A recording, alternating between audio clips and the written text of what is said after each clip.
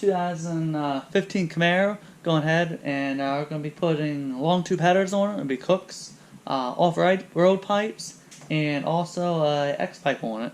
So give her a little more sound and a couple extra ponies on the hood, so it'll be good to go. So I did go ahead and I got started on it, and I'm going to go ahead and go over that real quick. I did go ahead and I pulled the spark plugs wires already out, pulled the spark plugs out as well. Went ahead and did that on both sides.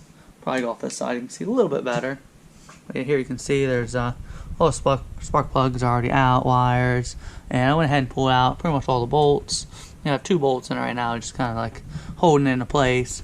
Did go ahead and unbolt the collector in the back as well, pull the dipstick, all that kind of good stuff. But so I'm going to go ahead and get ready to lift up the car here in a minute now, and then I'm going to go ahead and start pulling the exhaust down next.